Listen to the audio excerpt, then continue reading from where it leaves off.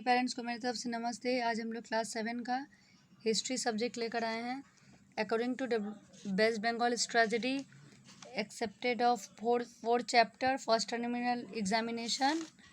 This chapter is India's foreign contacts. It's a very important chapter for second terminal और a third terminal. Now chapter 12 India's foreign contacts started. देखिए यहाँ से other subject और previous videos में भी blog बनाना जैसे हम बताते हैं वैसे है। Mahayana Buddhism in the central Asia, influence of the Indian civilisation in central Asia.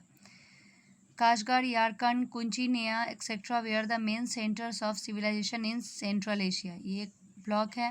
फिर सेकंड में आते the Kushan kings ruled over a vast areas of the north western India in the first century of the Christian Purushapura modern Peshawar for their capital.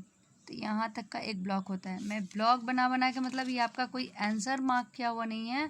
These are only important topics और important line.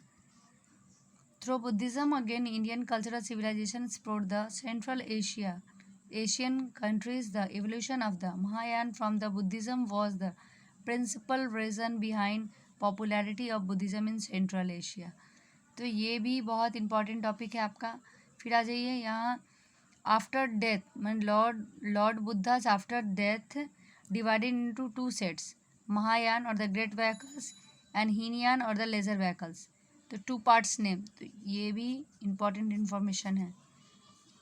Buddhism raised central Asia, China, Japan, Tibet etcetera. Another is Buddhism spread to central Asian countries. Gomati was the most famous Buddhist monastery of centers of learning in Khotan. The famous Chinese pilgrim Yuan Tisang described Khotan as the most prosperous and popular kingdom. यहाँ तक का एक complete block हो जाता है आपका। ये जो है टॉपिक ख़त्म हो गया। उसका आता है इंडियाज़ कॉन्टैक्ट विथ चाइना।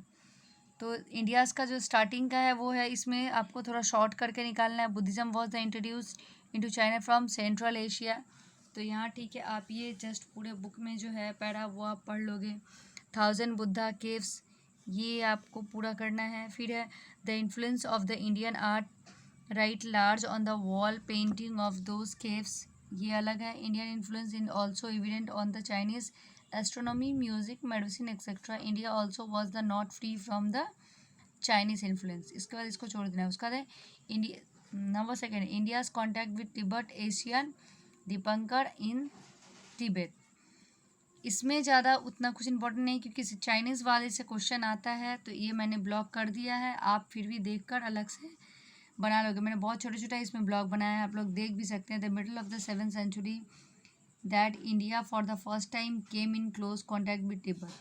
फिर पूरा को मैंने छोड़ दिया यहाँ। The introduction was the Sanskrit language in Tibet was one of his achievement which included also the important of the alphabet from India. Tibet become a center of the Indian civilization. यहाँ तक का हो गया। He composed about 200 books of Buddhism during his stay of about 13 years इन तिब्बत। यहाँ तक आपको उसको छोड़ देना है।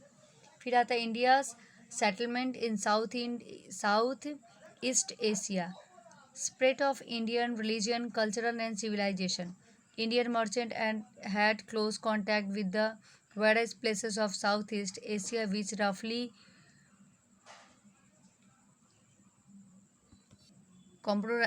कॉम्प्रोराइजेज बर्मा, सियामा एक्सेट्रा। फिर आपका है ये important line, Malay peninsula and its neighbouring area were known as Swarna Bhumi. ये बहुत इंपॉर्टेंट लाइन है, you have to note it.